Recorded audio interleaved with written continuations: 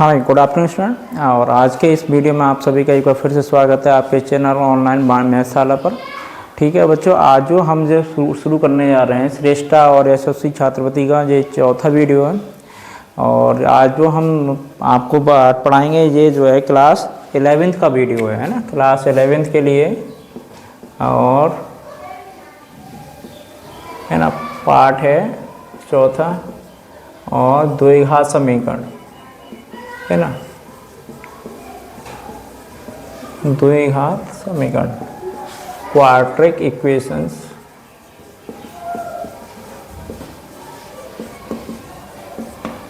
हाँ, इससे पहले हम बता चुके हैं इक्वेशंस क्या होती हैं। ठीक है, और क्वाड्रेटिक है तो क्वाड्रेटिक की बात कर रहा है तो क्या है, सीधी सीधी बात है। जनरली इसकी जो घात है वो कितनी रहने वाली है, अधिकतम रहने वाली है। अधिकतम 2 रहने वाली, कितनी रहने वाली है, 2।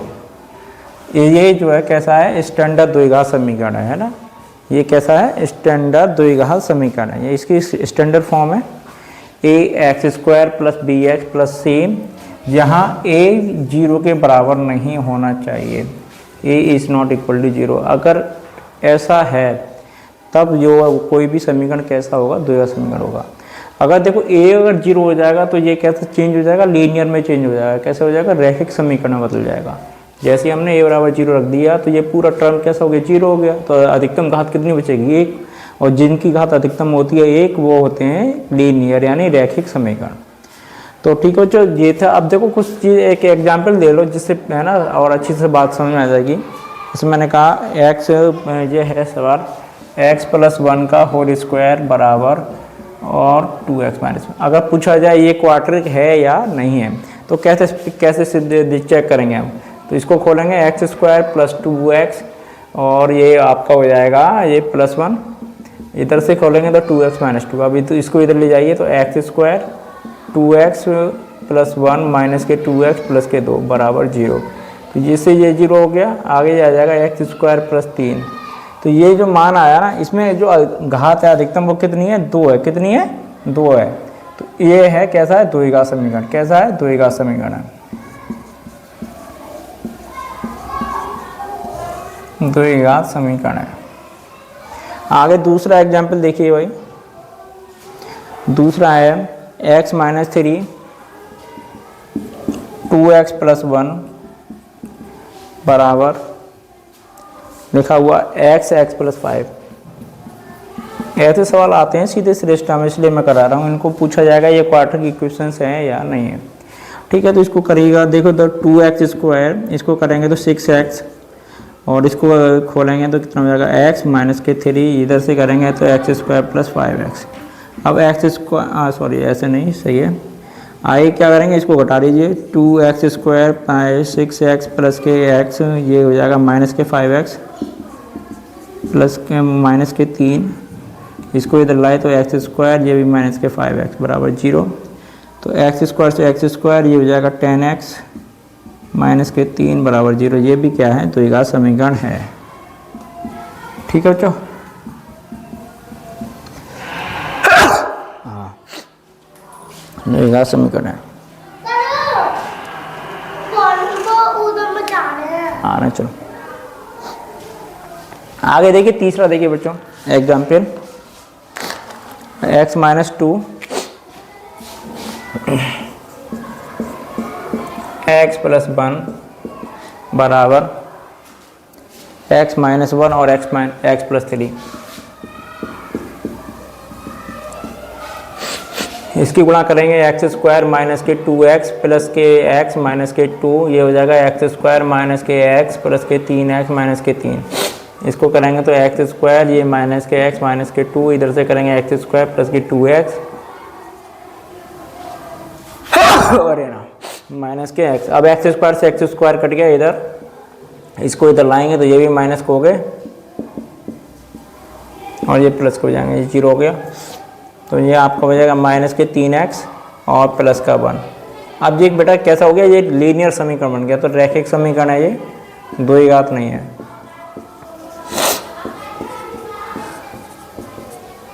द्विघात समीकरण नहीं है। ये तीनों एग्जाम्पल मैंने करा दिए ताकि आपको समझ में आ जाए कि द्विघात समीकरण है या नहीं, कैसे चेक करते हैं। अगला देखिए भाई, इसमें और टॉपिक है, दूसरा हेडिंग है अगली,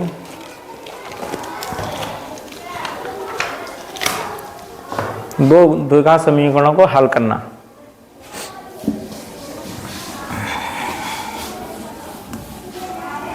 अच्छा, किसी भी द्विघात समीकरण का जो ग्राफ है ना वो परवलयाकार होता है, ये मैंने तुम्हें बता दिया था दूसरे पार्ट में बहुपद में। फिर अगर जो लोग नहीं है तो वो बहुपद वाला वीडियो जाकर देख लें। इसका जो ग्राफ है वो कैसा होता है बेटा, परवलयाकार होता है ना। कैसे, इस तरीके से आएगा,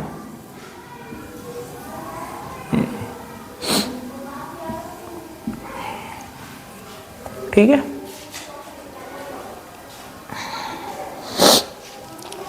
हाँ भाई, कुछ जो है ना समीकरण जैसे इनको सॉल्व, द्विघात समीकरणों को हल करना, या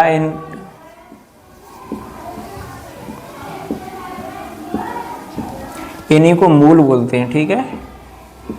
या तो इनके सॉल्यूशन या मूल एक ही बात है।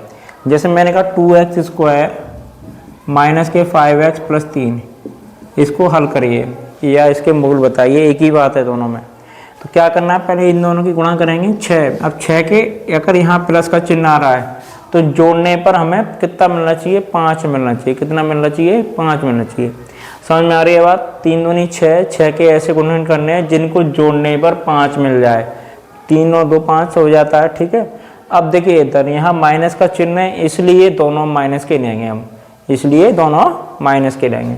2x स्क्वायर माइनस के 2x माइनस के 3x प्लस के 3 बराबर 0। यहाँ से 2x कॉमन, x माइनस 1, यहाँ से आपने कितना लिया 3, x माइनस 1, आगे हो जाएगा 2x माइनस 3 और x माइनस 1 का 0। x की वैल्यू आ जाएगी 3/2 और x की वैल्यू आ जाएगी 1। तो ये आपका ये सॉल्व हो गया। दूसरा देखिए भाई, 2x स्क्वायर प्लस के x माइनस के 6 बराबर 0। अब ये हो गया 6 दूनी 12, 12 के आपको ऐसे गुणन करने जिनको घटाने पर 1 आए, जिनको घटाने पर 1 आए। तो 4 या 12। अब देखो इधर यहाँ घटाने की बात हो रही है तो प्लस का चाहिए, तो प्लस की संख्या हम बड़ी रखेंगे, माइनस की छोटी रखेंगे। ये ध्यान रखने वाली बातें हैं कुछ।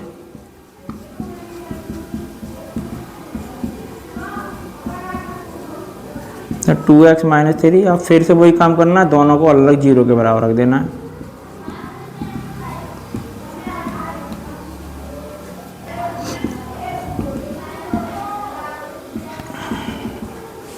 ये x के मान आ जाएंगे, या ये इसकी क्वाड्रेटिक इक्वेशन के जो है क्या है, मूल हैं, और या फिर इनको गुणनखंड कह लीजिए। आगे देखिए क्वेश्चन नंबर 3 इसका, वो दे रखा है root 2x square plus 7x plus 5√2। ये सवाल आया था श्रेष्ठा में, बराबर 0। इसका मान पूछा गया, इसके हल पूछे गए बेटा। तो देखो इधर एक चीज़ समझ लो, अब क्या कोई ज़्यादा परेशान होने की ज़रूरत नहीं है, आपको 5 में इसकी गुणा करनी है।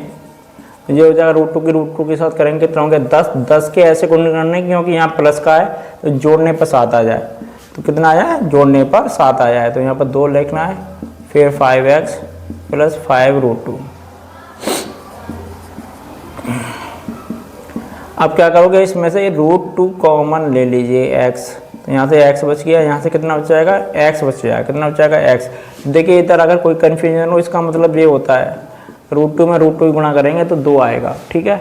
कितना आएगा, 2 आएगा। अब इसमें से हमने एक √2 बाहर ले लिया, कितना, एक √2। तो यहाँ से आप क्या करोगे, आप यहाँ से 5 ले लिए कॉमन, तो यहाँ 5 लेते ये हो गया। अब ये क्या है, √2x प्लस 5 और x प्लस √2। तो एक मान तो आ जाएगा इसका माइनस के √2 और एक मान आ गया माइनस के 5/√2। ठीक है बच्चों, ये थे। अब आगे देखिए अगला जो हेडिंग है जो है वो डालिए नेचर ऑफ रूट्स, यानी मूलों की प्रकृति।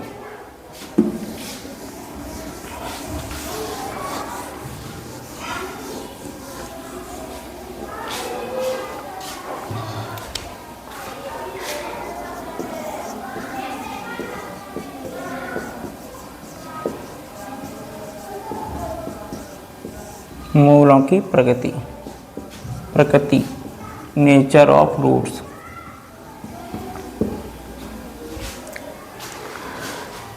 अब इसके लिए है ना हमको एक चीज बहुत जरूरी है, डी का मान, जिसको विभक्त कर बोलते हैं हिंदी में, है ना। और ये होता है बी स्क्वायर माइनस 4ac के बराबर। बी क्या है यहाँ पर, एक्स का गुणांक, ए एक्स स्क्वायर का, और सी है आपका क्वाचर पद, ठीक है। आगे आप देखिए इधर, अगर डी का मान अगर 0 है के बराबर आता है, 0 के बराबर आता है, तो मूल कैसे होंगे, वास्तविक होंगे और बराबर होंगे, है ना। मूल कैसे होंगे बेटा, बराबर भी होंगे और वास्तविक भी होंगे, बराबर व वास्तविक। अगर डी का मान 0 से बड़ा आता है तो मूल जो वास्तविक तो होंगे लेकिन बराबर नहीं होंगे। कैसे होंगे, वास्तविक तो होंगे लेकिन बराबर नहीं होंगे, वास्तविक हैं लेकिन बराबर नहीं है।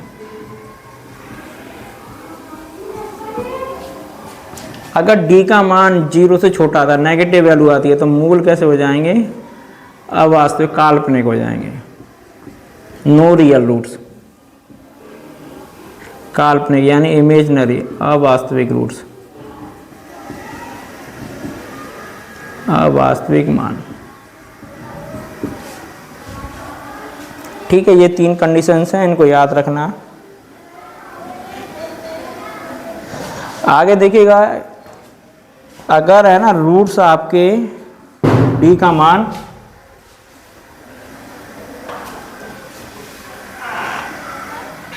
d का मान 0 से बड़ा या छोटा आता, वो 0 से बड़ा या बराबर आता, तब उसके जो मूल्स हैं यानी अल्फा बीटा। देखिए एक चीज़ समझ लो बेटा, अगर घात 2 है तो जाहिर सी बात है रूट्स भी 2 ही होंगे, ठीक है। और दोनों के मान कैसे निकालते हैं, माइनस के b +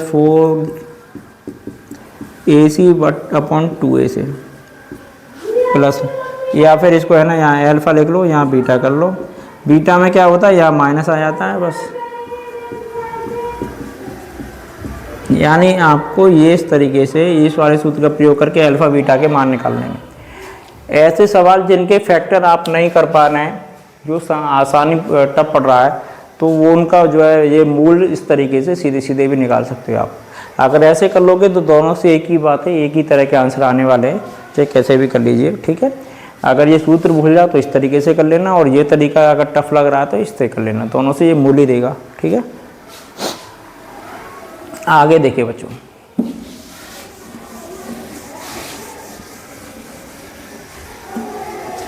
हेडिंग नंबर 4,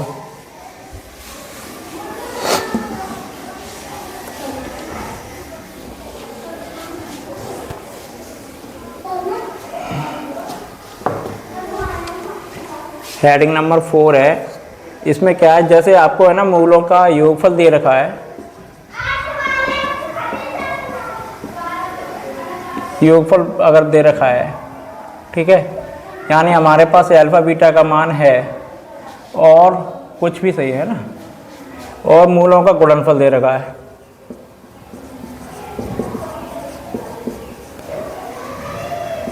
ये दोनों चीज दे रखी हैं हमको,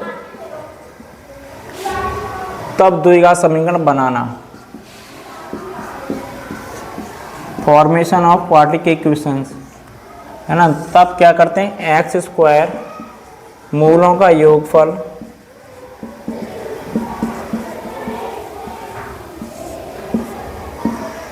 x प्लस मूलों का गुणनफल बराबर 0, ये आपका द्विघात समीकरण होता है। अगर है ना इस तरीके से, यानी मूलों का योगफल प्लस अल्फा इंटू बीटा मूलों का गुणनफल है, अल्फा बीटा मूल है, ठीक है, ये सूत्र होता है अगर दे रखा है तो। अब देखिए एक चीज़ समझ लो, अगर कोई अल्फा बीटा का मूल है ना, उससे हमें समीकरण मिल रहा है x² + bx + c। अगर हमने इसके जो मूल कर दिए बेटा माइनस के अल्फा माइनस के बीटा, अगर सवाल ये पूछा जाता है जैसे कि मैंने कहा 2 और 3 मूल हैं किसके, x² + 5x + 6 के, ठीक है। माइनस के कर लो, ठीक है, माइनस के 5x प्लस 6 के। अगर ऐसा है तो जो है जैसे मैंने कहा माइनस के अल्फ़ा प्लस बीटा पर क्या होता है, माइनस के अल्फ़ा प्लस बीटा पर माइनस का बी हो जाएगा, बाकी ये सारी चीज़ें सही रहेंगी। तो अगर ये माइनस के 2 माइनस के 3 कहेगा तो कितना हो जाना है, x प्लस 5x प्लस 6, ये इसके मूल हो जाएंगे। बात समझ में आई कुछ? अगर अल्फ़ा कॉमा बीटा अगर इसके मूल हैं तो माइनस अल्फ़ा बीटा के जो है इसके मूल होंगे, ठीक है। 1/अल्फ़ा बीटा यानी अगर एक दूसरे के व्युत्क्रम के मूल हैं। अगर ये सवाल होता है कि एक क्वाड्रेटिक इक्वेशन है जिसके मूल अल्फ़ा बीटा हैं, तो ऐसा क्वाड्रेटिक इक्वेशन बताइए जिसके मूल इसका व्युत्क्रम है। तो क्या करना है वहाँ पर आपको, है ना, ये एक्स स्क्वायर CX² ये b अपनी जगह रहेगा और a ये है ना c a की जगह आ जाएगा और a c की जगह पहुँच जाएगा, बस इतना इंटरचेंज हो जाएगा। जैसे मैंने कहा यहाँ पर 1/2 और 1/3, 1/2 और 1/3 होने पर कितना हो जाना, 6x² b अपनी जगह प्लस 1, इसका क्वाड्रेटिक इक्वेशन जो बनेगा। बस इतने ही सवाल हैं आपके में जो काम के हैं, आगे देख लीजिए बस। अब एक चीज़ और समझ लो बस इसी के साथ,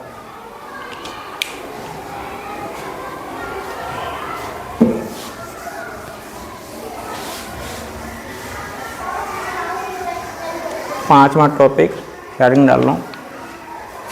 जैसे बेटा अल्फ़ा प्लस बीटा का मान दे रखा है सवाल में और अल्फ़ा इंटू बीटा का मान भी दे रखा है, तो अल्फ़ा प्लस बीटा स्क्वायर का मान पूछा जाता है आपसे, तो जो हो जाएगा कितना हो जाएगा, वो सॉरी किसका मान पूछा जाता है, दोनों के वर्ग का, दोनों के ये पूछा जाए तो क्या कर देना है, 4 बीटा का 2 alpha square minus beta square का पूछा जाए तो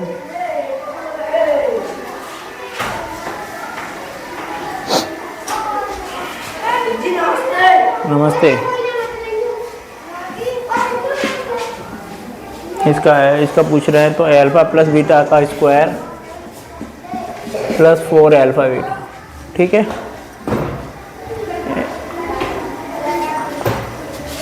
और अल्फ़ा क्यू का पूछ रहे हैं, ये तीनों सूत्र देख लो सीधे सीधे ताकि है ना आसानी से कर लो आप। अल्फ़ा प्लस बीटा का cube minus 3 beta alpha plus beta 1/अल्फ़ा प्लस 1/बीटा बराबर alpha plus beta upon alpha into beta.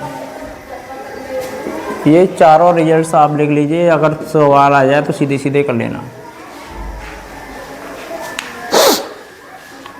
जैसे मैं चलो एक सवाल आपको करा देता हूँ इसमें से,